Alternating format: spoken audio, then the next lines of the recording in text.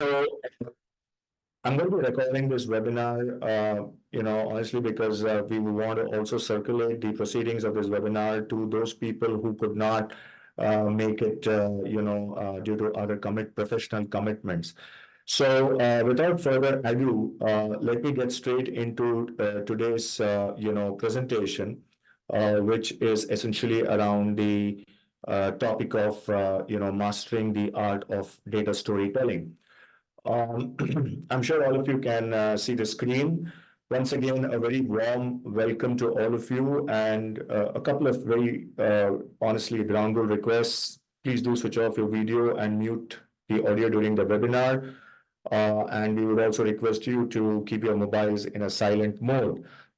Um, all our slides are intellectual property, and therefore we would sincerely request you not to click any snaps of any of the slides when in session, and we thank you for your cooperation in this regard. Your feedback definitely matters. So you have a QR code that's flashed on your screen, so you can directly scan this QR code, through your mobile right now, and you can fill out the Google feedback form online anytime during this presentation or towards the end of the presentation. So with that out of the way, friends, I'm delighted to invite and welcome all of you to this launch webinar of our brand new program for the pharmaceutical industry, which is Mastering the Art of Data Storytelling. Right at the outset, on the first slide, if you see, our credo for this program is we would want to equip our marketeers, business heads, and everybody engaged in the commercial business to engage audiences effectively through data-driven stories that will inspire each and every one of you into action. And and what's important, is when you see the visuals, you will very clearly see that there are three pieces of this program, which I will allude to a little later during the course of the webinar. One is obviously the data, the second is the visuals, and third is the narrative. And friends, it is these three big concentric blocks, which are the building blocks of what you call as effective data storytelling. So let's get into the program. What I intend to do today over the next 45 minutes is to tell you why is this program important. And first, I'm sure each and every one of you would want to know what is data storytelling all about?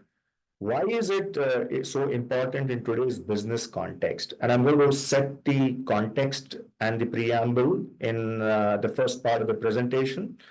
And then as we move forward, I'm going to take you very quickly through the 6 odd sections, which we are actually going to unfold at the workshop when participants of various companies will sign up for this program moving forward. So I'm going to actually give you, snapshots of what is going to get covered in the workshop, so that you all who attend this webinar today will have a very clear idea of what this workshop is going to talk about, how is it going to benefit you and your participants in case you decide to sign up, moving forward. And then we will have a question answer session by the end of the webinar.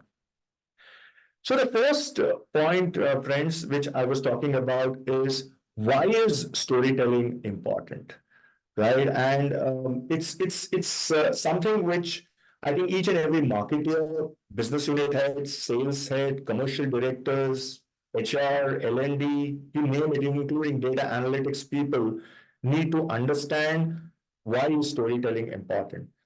Now, many of you in India, would have seen this blog that was put out by the LinkedIn News India editorial team last Monday, which was a very big thing about what are the 15 big ideas for 2024 that India is going to be really upping the ante on. And in that, one of the key ideas that has got proposed by the LinkedIn editor is what are the top skills for the future that marketers and business heads and everybody need to equip themselves with. And one of those skills which is mentioned in the article is data storytelling. India is going to become the creator economy of the decade, which means new jobs are going to get created for sure. But along with the new jobs are going to come new skill set requirements. And one of the skill set requirements, which is going to be in ample demand moving forward, is going to be data storytelling, along with it, graphic designing, visualization, so on and so forth.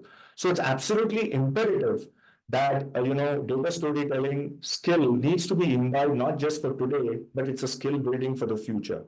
I have provided a link at the bottom of the article, and you can obviously note it if you want, but it's also freely available on the LinkedIn website as well. So that sets the context. Now, friends, I want to show you a couple of visuals and ask you a question. Can you actually make sense of these visuals? There are 6 visuals in front of you, and each of these visuals are different types of graphs. So you can see a pie chart, you can see a line graph, you can see a vertical histogram bar chart, you can see a horizontal bar chart, you can see a stacked up histogram, and you can see a scatter plot diagram. Now, in a short span of time, it's obvious that you would not be able to make sense of these visuals, right? Because they look complex. But what's important is how much do you actually want to make sense of it? So, friends, the charts that I have shown you, 6 of them, are pie charts, stacked bar charts, line graphs, scatter plots, plain bar charts, horizontal bar charts. Now, it's highly unlikely that we may be able to make sense of them in given short span of time. But what is more likely is that we are probably going to be put off by the mere look of these visuals than take the efforts to understand them. And that's honest. Because whenever we grapple with these graphs in our day-to-day work, whether it be management review meetings, sales reviews, marketing reviews, brand plan reviews, reviews with the senior leadership and management, we tend to make our presentations very heavy, laced with these kind of graphs. And you can see by the mere look on the faces of the audience that they are not engaged enough with what you're trying to communicate. Now, the question is, why does this happen? Now, friends, it happens because humans are not naturalists with data. And that is a fact. So when humans are not naturalists with data, it's obvious that storytelling does not come naturally to humans. It is not something that we are wired with. In school, we learn a lot of language and math. But the problem is that language is only about how to construct sentences with a given set of words. That is English language. And math is how to make sense of numbers. Both are poles apart, and it's very rare to see them combined or paired together. And so, what is happening, friends, at the end of the day is that no one teaches us how to tell stories with numbers. That is the crux. You can tell stories with words, you can do analysis with numbers, but the question is, can you tell stories with numbers? And that becomes an entirely different ballgame. This is a fundamental skill that we actually lack from the outset. And more importantly, the challenge increases significantly when people are asked to do it. And that is something which is a matter of concern. But the last point is most people are uncomfortable or they completely detest it when they're asked to tell stories with numbers. And that is not something which is uncommon. So, what is the problem? Friend, the problem today is that technology has allowed us to amass large amounts of data.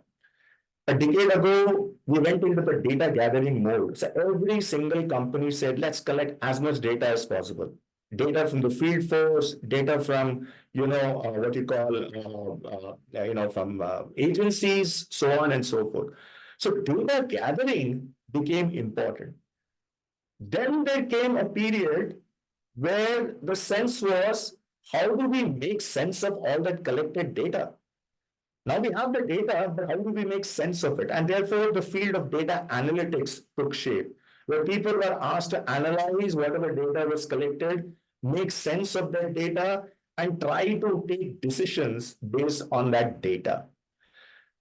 But the key problem to the whole issue even today is the lack or the inability to visualize that data and tell stories with that data so that you can actually create a powerful narrative of that data, which is then used to drive better decision making. And that is the whole problem today. And I repeat, that's why I have bolded.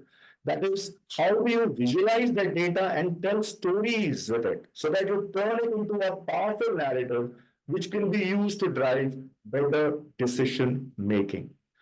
So friends, the issue is that today we have a lot of tools to work with data. So we have the MS Excel tool, we have the Power BI tool, we have the Tableau tool, but the gaps exist.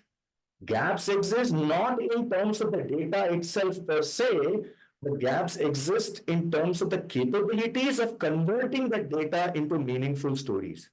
That is the whole problem we are faced with. Friends, anyone can put any data into an Excel sheet and create a graph. That's very simple. It's a no-brainer.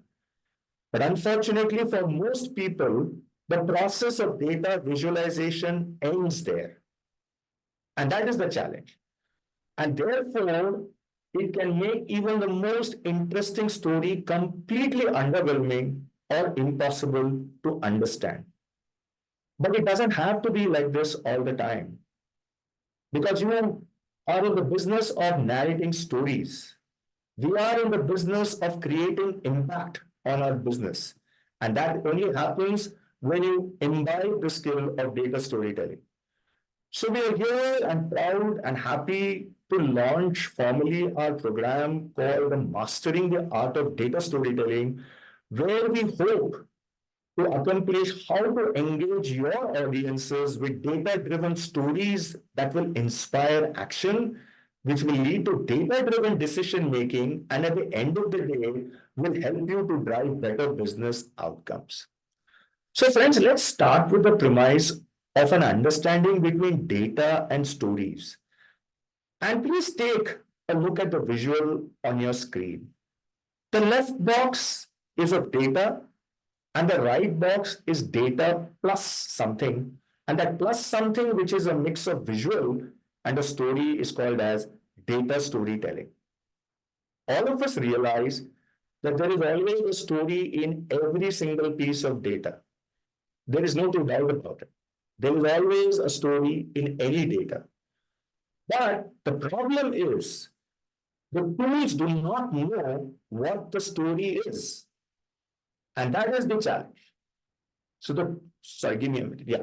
The tools do not know. That is, whether you use an Excel tool or you use a Power BI or you use a Tableau, they cannot tell you what the story is. They will only analyze the data for you.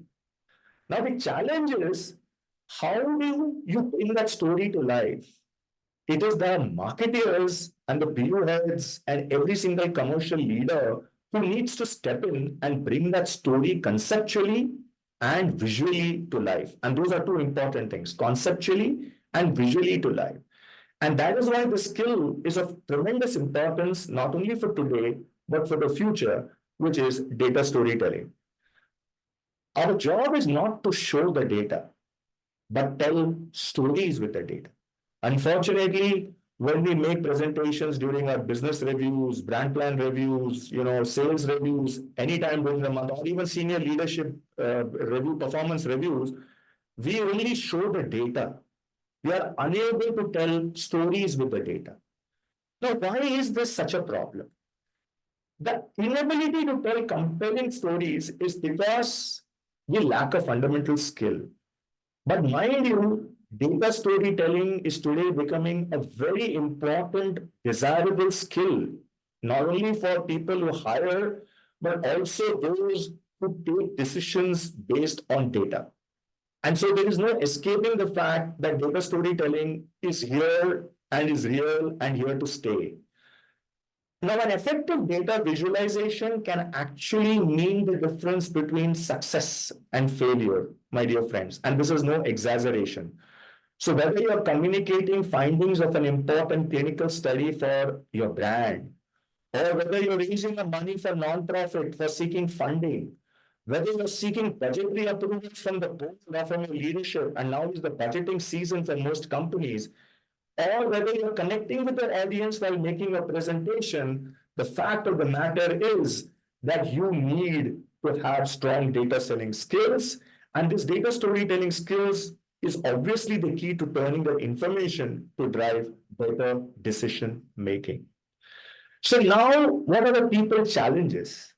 Now, it's not that people don't recognize their inability. They know that they need to effectively communicate the data, but they feel incapable of doing so. Right? So they know that they need to do it, but they feel incapable. Sometimes people also feel that they lack the expertise in this space. Part of the reason why they feel incapable or inequipped is because data visualization is only one step of the analytical process. It's only one step. It's not the entire piece. Now, we may have certain data analysts on our call today. Now, data analysts are brilliant guys, and I respect them hugely. Why? Because they come in with quantitative backgrounds. They're very good in pulling the data together, analyzing it, and building the models. But they may not be skilled enough in communication of that analysis, which is essentially the storytelling part. So, analysis is great, but people don't want to listen to analysis. People want to listen to the story that emerges from that analysis. And that is the whole point of the webinar today. Now, let us take examples of data storytelling. And that will probably help illustrate the point better. I'm going to show you 3 cases. So let's take story number 1.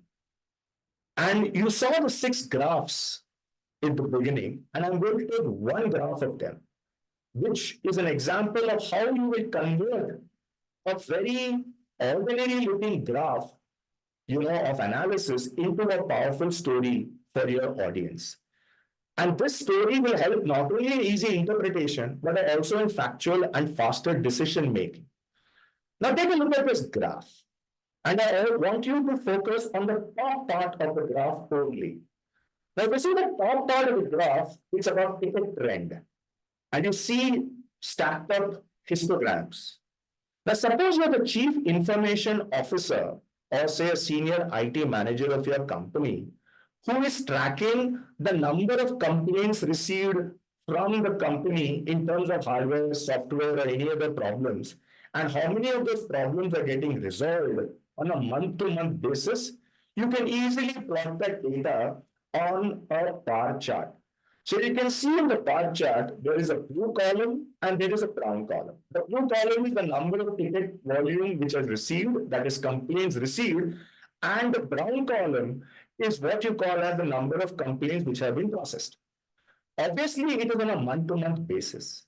Now, when you do a quick scan from January to December, you obviously find that sometime around the month of May, things have started to go wrong, where the volume of complaints processed is far lagging behind the number or the volume of complaints received, which means that the IT department is unable to cope up with the number of complaints which are coming in and process them effectively. Now, as a CIO or a chief IT manager, when you take a look at this graph, you're obviously concerned because there are a number of unresolved complaints which are growing up month after month. But by telling and showing this graph to the management that we are unable to solve this is not going to really cut much ice. What you need to do is to convert that histogram chart into a plain, what we call as trend line graph, which is at the bottom of the visual. And you can very clearly see that when you convert it into a trend line, it is all about data visualization. And just to highlight that, the manager says that in the month of May, we lost 2 employees because of attrition. And as a result, by the month of August, we found that the number of complaints received was 200, and the number of complaints processed was 156. And this gap continued for the next 6 months, so much so that by the month December, we were unable to process all the complaints received. So I request you to approve the hire of 2 FTEs or 2 more people so that we will be back on track in processing.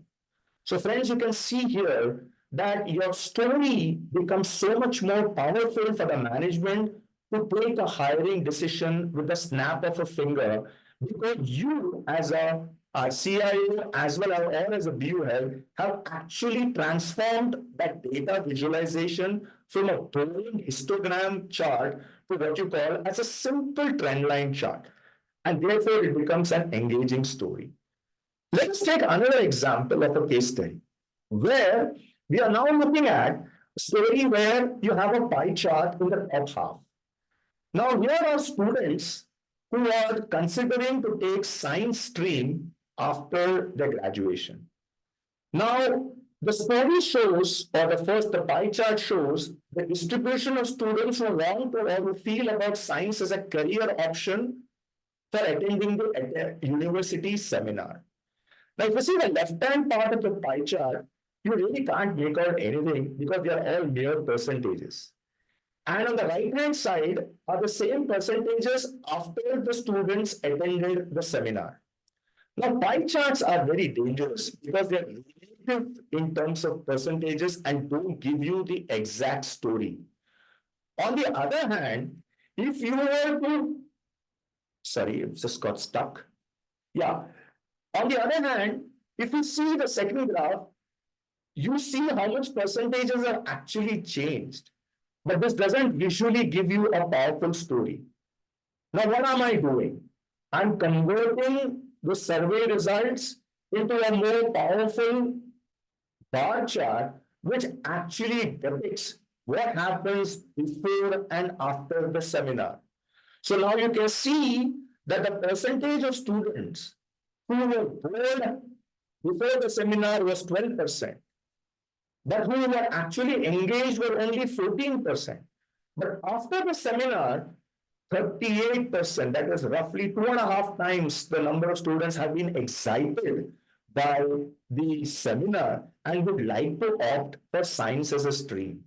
And therefore, the university panel is making a story for greater funding of science as a stream to get better budgetary allocation resources. So, friends, you are not doing anything. You are only transposing or visualizing the data in a more powerful contextual form and building a story which depicts that the pilot program was a success. Another example, which we all do in marketing day in and day out, is new product pricing. Now, new product pricing is something that every single marketer and business unit head grapple with on a day-to-day basis. Again, please take a look at the top part of the visual. The top graph shows you the stacked average prices of 5 brands or your competitor brands, which are product A, product B, C, D, and E, over a 7-year period from 2008 to 2014. You, as the brand manager or the marketer, is expected to launch the brand in this competitive market. But you have no idea what should be the pricing at which you should enter. All that you do is to predict the data of the last 7 years and histograms for the 7-year period. Does this lead to any decision making? The answer is a clear no. The stacked bars are unable to convey any sort of recommendation for you as a marketer or as a BU or as a VP as to what should be the launch price for the new product launch by the marketing team. Because bar graphs don't say anything, they just depict the data. But if you were to convert that bar chart into a trend line over the next 7 years, what you see is that a simple line scatter plot over the same time frame clearly depicts what should be the launch price. And again, when I expand it, you can see here that to remain competitive, we recommend that our product should be below the average price of $223. And it would do well if we were to price our product at a price range of $150 to $200. So what are you doing? You're doing two things. You are converting visualization from a bar chart to a scatter plot line. But more importantly, you're conveying a powerful narrative to the management who's sitting there in the conference room, taking a decision on the pricing proposed by you as a marketer, as a viewer, because of the evidence that is being thrown up by the data visualization. So friends, data visualization, when you do it in the right way, helps you to create a powerful narrative. And when you create powerful, compelling narratives, you're able to build powerful decision making. And therefore, data storytelling is all about taking decisions. Now, coming to the part of the workshop that we are going to be launching very soon in the next 1 week's time, are the sections that we're going to talk about for the participants. So in the workshop for 2 days that we're going to have the first section on the importance of context. Now, friends, in the talk about importance of context, the first and important step, I think, of data visualization is not data visualization, actually, or communication, but it is about understanding the context for the need to communicate. Now, if you have a context, we communicate. If we don't have a context, please do not communicate with your data. So it's very important to understand that we build the understanding of the context. Marketers, brand managers, BU heads need to understand that when we talk of context of data, there are two types of analysis that we need to do: exploratory versus explanatory analysis. Now, what is the meaning of this? Exploratory analysis is what you do at the beginning. That is, you analyze the data, you understand the data, you figure out what is that good nuggets of data, what is interesting to highlight. So basically, exploratory analysis is like hunting for pearls in the oysters at the bottom of the ocean bed, right? But there is another form of analysis which is called explanatory analysis, which means you're communicating the findings to the audience, which is like much like finding those two pearls among 100 odd oysters. So essentially, data storytelling is about explanatory analysis and not exploratory analysis. That is what I want you to all remember, please, is that you need to tell a specific story about those two pearls only. So when you talk of explanatory analysis, please remember that you create a story for whom? Your audience. Your audience could be your leadership, your management, your bosses. And that more specific the information that you have about the audience, the better are the chances for successful communication. Please try and avoid communicating too many things to different people, obviously. And more importantly, the more you know about your audience, the better position you are in how to resonate with them and form a communication that meets the needs. After the who comes the what. What do you want your audience to do? If you don't have a call to action imperative in data storytelling, please don't communicate or craft a story. You should always want to know what your audience needs to know or do something. And that is the most important fact. So friends, in explanatory analysis, it's the who piece and the what piece. The next is the how piece. How will you communicate that story to your audience? And that has implications on a number of factors. That is the amount of control that you need to have over your audience. You can have a live presentation, like what I'm doing right now with all of you. You can communicate the story through a written document or even as simple as an email. But please remember, friends, that the level of control on each of these different modes of communication and how the information is consumed will vary across the spectrum. And that is not something which is in your hands. In case of how, the second part is the tone, and that's important. What tone of communication do you want to set? That is it in alignment with your objectives? Are you celebrating success, or are you trying to light a fire, or are you trying to drive an action? Is the topic lighthearted, or is it serious? Or what is it that you have that you want to drive the audience for that will have implications? So that was the section one that we are going to cover on day one. first part of the workshop, that is setting the context. Section 2 that we're going to take in the workshop is choosing the right visuals. Now, many people don't know the different types of graphs, tables, and charts which are available at your command, at your disposal. And this is what we're going to be spending at least about an hour and a half during the workshop, where we're going to educate our participants about the different types of graphs and charts, which are not just graphs per se, but they are powerful tools for visualization and communication. And all of us know that you can actually communicate powerfully through any of these different mechanisms, either a simple text or a vertical bar chart or a horizontal bar chart or a scatter plot. You have tools like heat map. You have tools like slope graph. You have something known as a stacked vertical bar. You have something known as a waterfall graph. And all these are very powerful tools which we will be educating our participants with the case studies as to how you can actually visualize better and communicate better stories through the use of these visuals. So that is about section 2. Now, section 3 is actually the most important part, because storytelling is not about cluttering your slide, but decluttering, which means making your life simple. And we must remember that the more you put into the slide, you're actually increasing the clutter. Friends, you're right now facing a blank screen in front of you.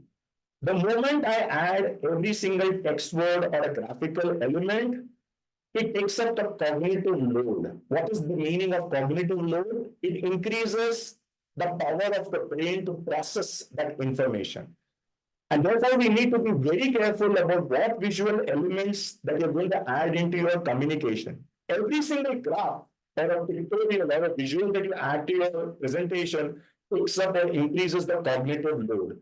So please remember that when you don't want to increase the load, don't add visual elements. Which means, in short, declutter is actually the mantra of storytelling.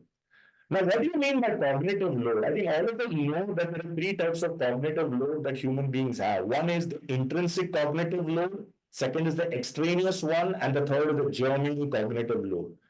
Cognitive load is experienced every time we take in new information. Right now, when I'm presenting to you, there is a cognitive load happening at this very moment. So it's a mental effort which is required to learn and process new information. And when we present that data or information to our audience, we're actually putting a burden on the mental processing power. Do remember that human brains have a finite amount of mental processing power. And this is very important when you tell stories. Your stories should be short, crisp, and to the point, and not beat around the bush, because we have finite mental processing power. When you're saturated, the fatigue sets in, and therefore the further ability to absorb or correlate with that information diminishes. And that's when the audience switches off. And when the audience switches off, you know that the cognitive load has been unbearable. Therefore, we need to be careful in terms of ensuring that our cognitive load on the audience is not too high. Clutter is the biggest enemy. One culprit that contributes to excessive cognitive load is clutter. And therefore, do not have too many visual elements on your slide. Keep it as simple and as clutter-free as possible. Your job is better. Use of excessive visual elements actually makes the audience very uncomfortable. And they get switched off, as I said. And if they get switched off, you actually lost the ability to communicate with them. Now, in the workshop, we are going to be taking up these principles, which I've just mentioned. We're also going to introduce to the participants the principle of psychology known as the Gestalt principles of visualization. And what is this? The Gestalt principles of visual perception is basically how do you want to signal or communicate with your audience. And this was developed in the early 1900s by the Gestalt School of Psychology. Basically, it is about how individuals perceive the order of world around them. And that defines what we call as visual perception. So essentially, there are 6 types of visual principles or 6 types of visual perception. One is proximity, second is similarity, third is enclosure, fourth is closure, fifth is continuity, and sixth is connection. Data storytelling involves or engages the principles of Gestalt principles of visual perception. I am just mentioning this to you as a slide, but we're taking this in the workshop as a separate section for about an hour as to how you can powerfully use these 6 principles in crafting very, very powerful visualizations. Section 4. This is again another concept called as pre-attentive attributes and locking audience attention. So data storytelling is not as simple, straightforward, friends. It's a powerful tool, but you need to understand that there are certain things that we need to do. So first principle that I showed you about is Gestalt principles of visual perception. But the second and more important is pre-attentive attributes. Pre-attentive attributes means what do you want the audience to pay attention to? And that is the responsibility of the presenter. Right now, I am doing that. Now, for example, I show this visual in front of you, my dear friends. In the next 5 seconds, try and figure out how many number of trees are there in this visual. How many number of trees are there in this visual? You will struggle. On the other hand, if I now show you the next visual, you will with a snap of finger, within less than 2 seconds, say that there are 6 numbers of the region of number 3. Now, why does that happen? You can see how much faster and easier it is in the second image to count the number of trees in the chart. You don't have time to think or blink. You have the 6 trees in front of you. It is so fast that in the second case, because your iconic memory is being leveraged. All of us should know that human memory structures are of 3 types. One is the iconic memory, second is the short-term memory, and the third is the long-term memory. Iconic is known as the super fast memory, which is actually at work 24/7. The pre-attentive attribute, which I showed you just now of darkening that number 3, basically triggers your iconic memory into action. And that is what is all about data storytelling. Our brain is very fast to pick up without any effort or devoting a conscious thought to it. Your mind, your eye went straight to that number 3. And so this is remarkably powerful because it is the use of pre-attentive attributes strategically which can help us in data storytelling. You are focusing the audience attention on those dark 3. So friends, the principle of data storytelling is you want to enable your audience to see what we want them to see even before they realize that they are seeing it. That is the beauty of data storytelling. As a presenter, you make your audience see what you want them to see and not ramble all across the slide, and they don't even realize it that you're seeing it. This is called as pre-attentive attributes.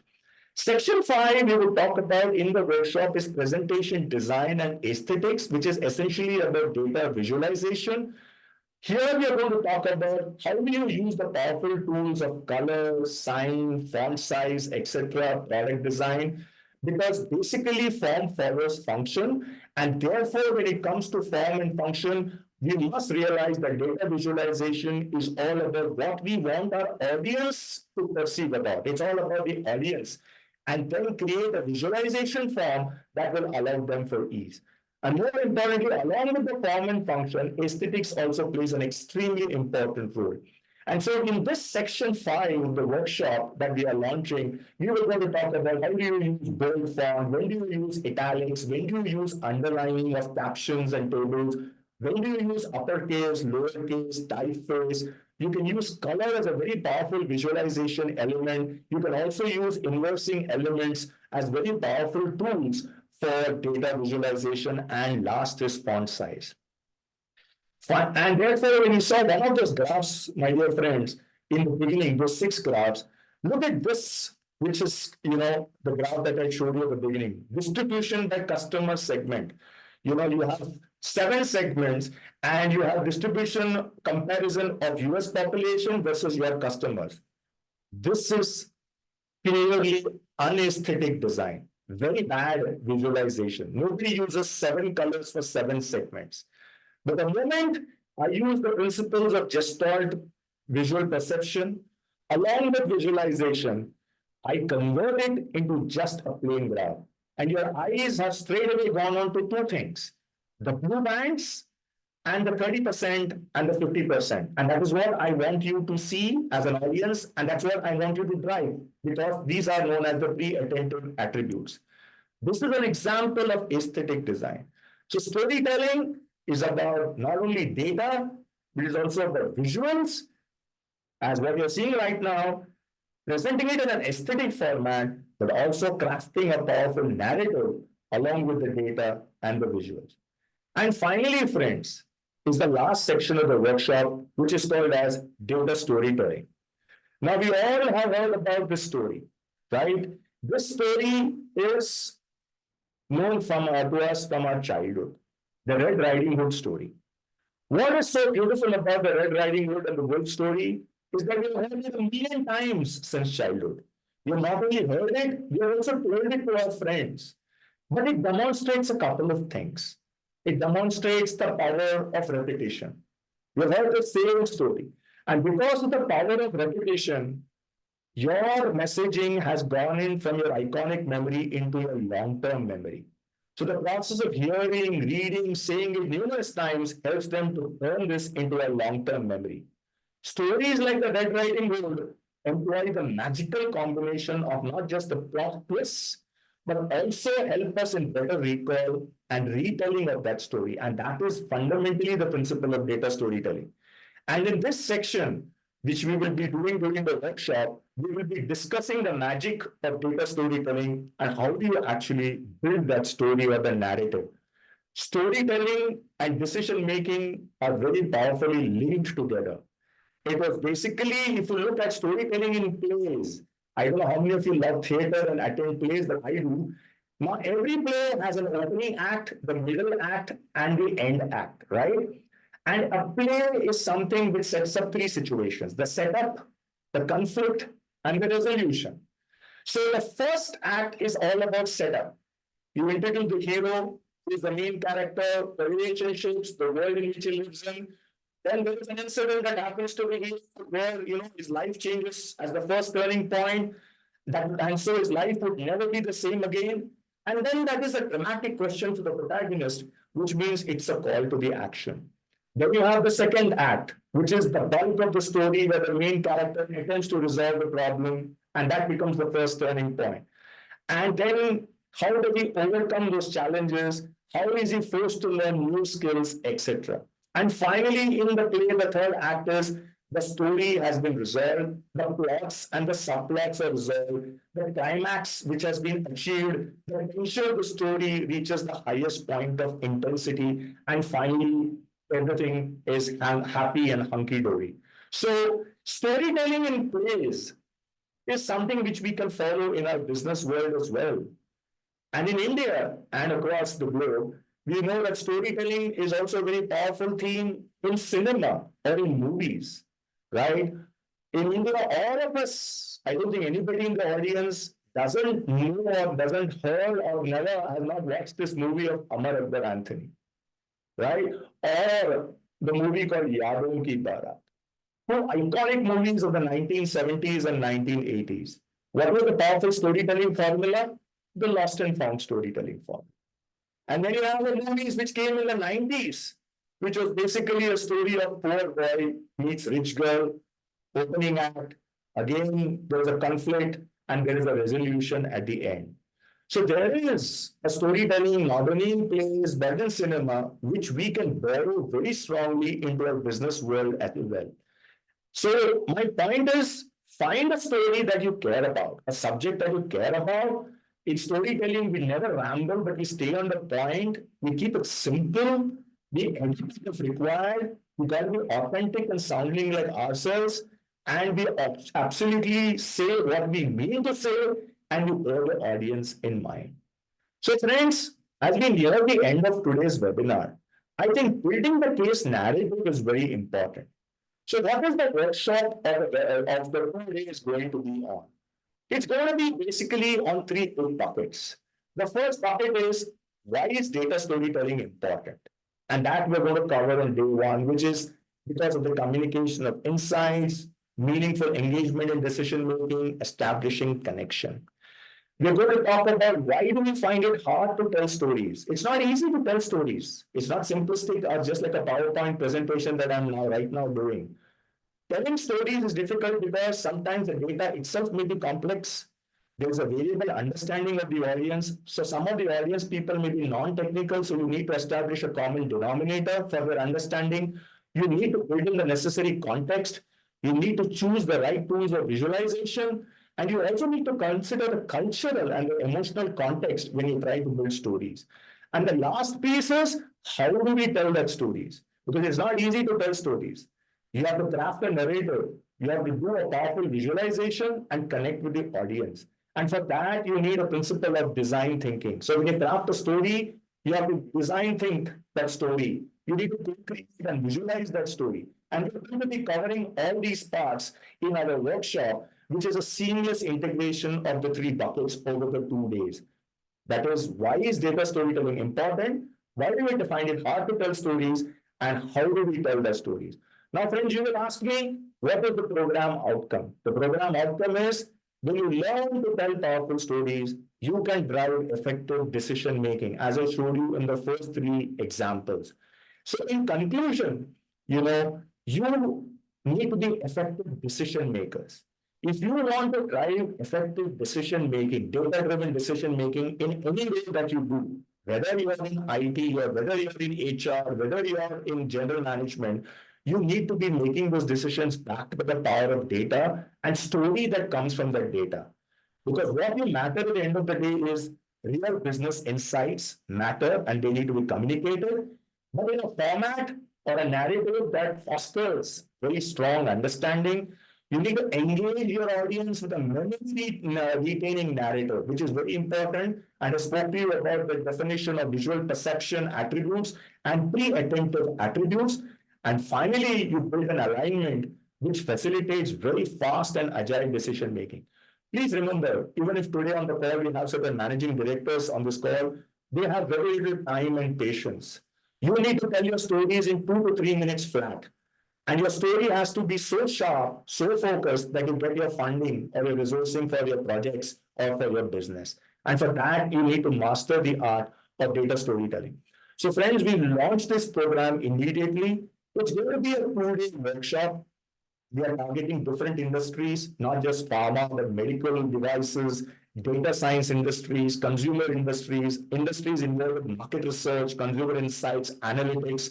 We're going to be also tying up with health tech startups and medical startups, diagnostic companies, and online pharmacy chain, retail companies. And we're also running it with management schools as well. Now, who is the target audience? So, if there's any L&D, HR people on this group or business commercial excellence, I think the people who need to understand and get trained on this important topic of data storytelling, obviously your brand managers, marketing heads, product heads, CXOs, COOs, most welcome CROs, business market analytics people, those people who do data analytics, those are involved in market research, consumer insights, commercial excellence guys, marketing excellence guys. All these guys are absolutely welcome to get trained on the program of data storytelling. This is going to be a 2 day workshop. It's a non-residential workshop. So we can run it in three forms. Essentially, a physical format, which can be an offsite in a hotel or even in your office. But it can also be in a virtual format. Like, for example, next week, we're running 2 webinars of this program. I'm sorry, not webinars, two full-day programs for 2 US-based companies on Zoom, starting at 9 o'clock in the night, right up to 3 a.m. in the morning, because these companies are based in the US. So we can actually run it on Zoom. But for companies based in India, we want to run it, in the physical format. The participant fee is 33,000 rupees per participant plus taxes. And, we can definitely look at a pricing which is, attractive for a group size of more than 10 to 15 participants. I think all of you know me in this industry. I've been around for 3 decades now, and you can check out my LinkedIn profile as and when. And I just thought of sharing this workshop, agenda. I don't know if you can you see this on the slide? Andre, is it visible? I don't know. Is it visible? Yes, it has to be clicked, but if you can click it and show. Is it visible? I asked. Is the Yes, agenda visible? Yes, yes. Right, okay, thanks. So if you see the agenda, I'm sorry, I've just gone a little ahead. On day one, we're going to be talking about, as I said, why is data storytelling important? We're building about the context of the data, choosing the right visuals, as I mentioned, and Sure. we're also talking about section 3, which is declutter. Can you hear me? Yeah, You will have to click on the link. okay, 1 second. Let me just stop it and let me share it once again. Give me a minute. Sorry for this. I had used this, 1 second. I have this with me. Yep. All right. I think now it's visible, right? Yeah. Yes. Yes. So now if you see the agenda, right, the first day, we're going to take 3 sections. That is the importance of context setting, explanatory versus exploratory analysis. What is the concept of storyboarding? Why do you choose right visuals? And decluttering, as I told you earlier in my presentation, the importance of cognitive load. On day 2, we are going to be talking extensively on 3 attentive attributes and locking in your audience attention. We're going to be talking about section 5, which is presentation design and aesthetics. And finally, we're going to be talking about data storytelling, where we're going to, as I told you, about the power of repetition, rules of storytelling. And finally, on day 2, after the evening tea, we will round off the workshop by getting your act together, where we have 3 case studies of consumer products and pharma products of very good examples of data visualization and storytelling. So friends, that was something that I wanted to share about the agenda. And coming back finally to the, this is my profile. So if you have any program related queries or inquiries or interests, you can reach out to me directly on my email, which I have provided in front of you on the screen, and also my cell phone number. And before we open up the session for Q&A, again, we really value your feedback. So you can scan the QR code and you can, send in your responses to the Google Forms. And so I would be now opening up the session for, question and answers. We have about 5, 10, 15 minutes of, 10 minutes of question and answers. I would be happy to answer if there are any questions. Yeah. Any questions, please?